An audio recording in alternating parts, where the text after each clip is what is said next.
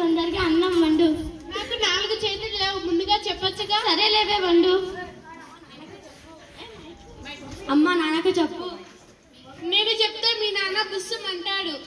మీ తండ్రి కూతురు మంచవుతారు, నేనే చెడ్డ. ఏంటేదండి నస? మన అమ్మాయి పెద్ద చదువులు చదువుతున్నాయి. పై చదువు వద్దులేవే, కాలాలు బాగాలేవు. మన అమ్మాయి తెలివిగలది, చదువుకుంటుంది. నువ్వు వెళ్ళి చదువుకో. ఆపండి మీ అక్క సెక్కలు. లేకపోతే ఏందే, మన అమ్మాయి చదువుకొని డాక్టర్ అయిద్దా, కలెక్టర్ అయిద్దా? అవుతుందేమో.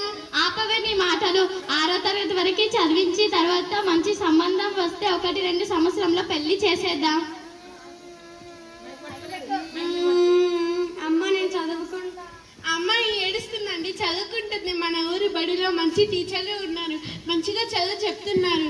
మన అమ్మాయి తెలివిగలదని నాకు చెప్పిండ్రు. చెప్తారు, ఎందుకు చెప్పారు? వాళ్ళ బడిలో పిల్లలు కావాలి కదా, ఏమైనా చెబుతారు. నువ్వు మారవయ్యా, మారవు. బయట చూసి రాపో.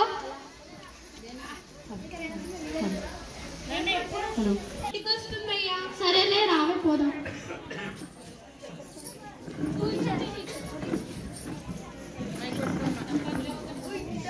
నమస్తే రామయ్య. నమస్తే దానకమ్మ. నమస్తే టీచర్. ఏంటి టీచర్ ఇలా వచ్చారు? మన ఊరిలో చాలా మంది పిల్లలు బడికి వస్తలేరు రామయ్య, వాళ్ళందరినీ రమ్మని చెప్పడానికి వచ్చాము. అట్లా టీచర్, మా అమ్మాయిని కూడా 6వ తరగతి వరకు చదివించి తర్వాత చదివించొద్దు అనుకుంటున్నాము టీచర్. మీ అమ్మాయి చాలా తెలివి కలది రామయ్య, మంచి భవిష్యత్తు ఉంది, మంచి ఉద్యోగం కూడా వస్తుంది. ఏం ఉద్యోగాలు టీచర్? చదువుకున్న వాళ్ళంతా రోడ్ల మీద తిరుగుతున్నారు, ప్రైవేట్ కంపెనీలోకి వెళ్తున్నారు, చూస్తున్నాంగా టీచర్.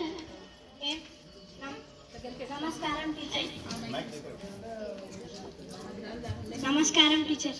ఏం చదువులమ్మా, మా అమ్మాయికి లెక్కలు అంటే చాలా ఇష్టం. 10లో మార్కులు లేవని అదేదో కోర్స్ ఇచ్చారంట. ఇష్టమైన చదువులే చదవట్లేదు. అప్పటి చదువులు వేరు, ఇప్పటి చదువులు వేరు. ఇప్పుడు 10+2+3 విద్యా విధానం ఉంది. నూతన విద్యా విధానం 2020ని అమలు చేస్తారు. 5+3+3+4 విద్యా విధానం ఉంది.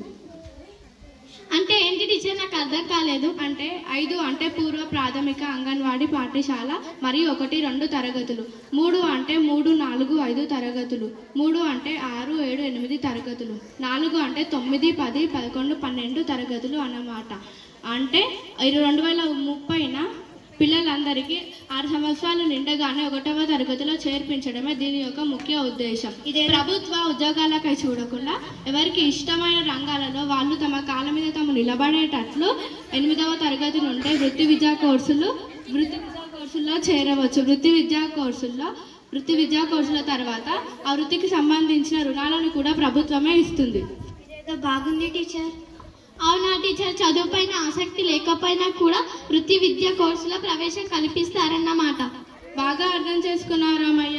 విద్య అనేది ఒక ప్రజాసేవ. నాణ్యమైన విద్యను పొందడం అనేది ప్రతి బిడ్డ యొక్క హక్కు, ప్రాథమిక హక్కు. అట్లయితే మా అమ్మాయిని కూడా చదివిస్తాను టీచర్, తెలియక మాట్లాడాను. మంచి నిర్ణయం తీసుకున్నావు రామయ్య, కృతజ్ఞతలు. సరే టీచర్. మా మంచి టీచర్, మా మంచి అమ్మ, మా మంచి నాన్న.